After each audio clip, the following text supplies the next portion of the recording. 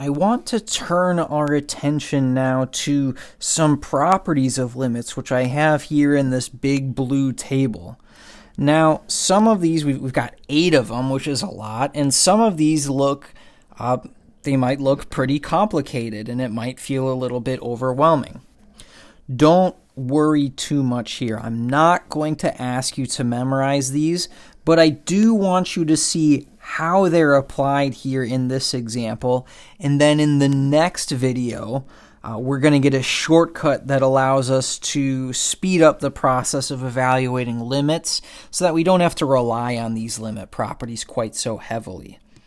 So I'm mostly going to use 1 and 2.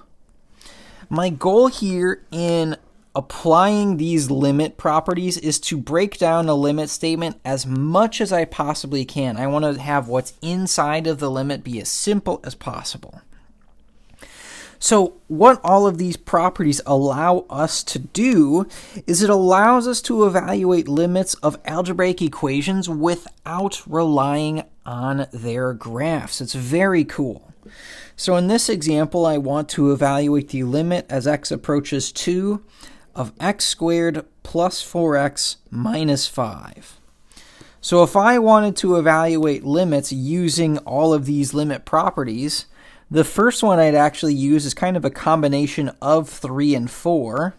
It says, hey, you can take the limit and sort of distribute it over addition and subtraction. Remember, we're going to try and break this down. We're going to take one big limit statement, we're going to break it down into a bunch of small limit statements.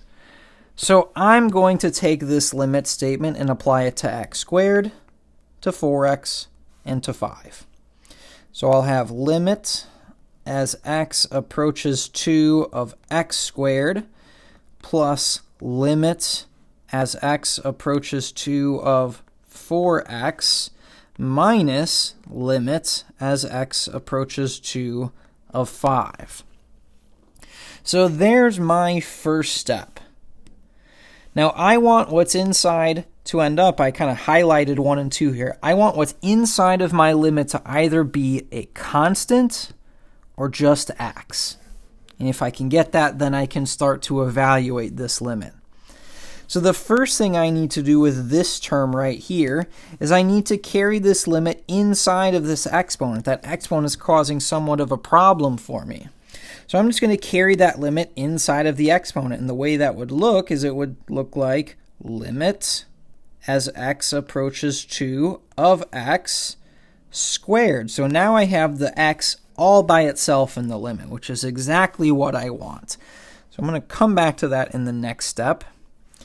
In the second term, it's really this 4 that's causing a problem. It says 4 times x. And what I can do in this case is I can take this 4 and I can sort of think about it as factoring that 4 to the front of the limit. So I'm going to do just that. I'm going to write this as plus 4 times the limit as x approaches 2 of x. Minus, over here, limit as x approaches 2 of 5. That one actually already looks like this. It says for any constant k, the limit is basically not going to have an effect. It's just you get back the same constant. I like to evaluate all my limits at once, though, so I'm just going to bring that down to the next step. I'm not going to change anything. So I'm going to write minus limit as x approaches 2 of 5. And what these two properties, 1 and 2, say is it says, hey, if you have the limit of a constant, you just get back that constant. So that means that this limit right here, this last term, that's just going to be 5. Because it doesn't depend on x in any way, right? This is talking about how x approaches 2, but there is no x right here. So that's how a constant behaves. The second one says, hey, if you have the limit as x approaches c of just x, well, if x is approaching c, then x would approach c.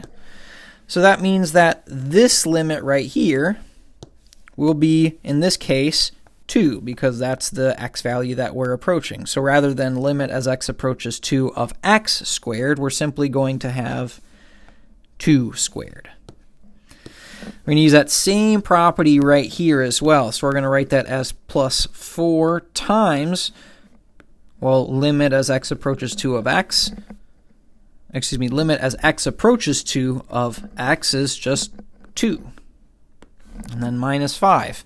So I've got 2 squared plus 4 times 2 minus 5. At this point, we can just go ahead and evaluate this expression. So we've got 4 plus 8 minus 5.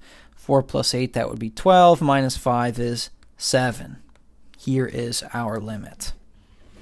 So if you wanted to, you could look at the graph of x squared plus 4x minus 5, and it should approach a y value of 7 from both sides.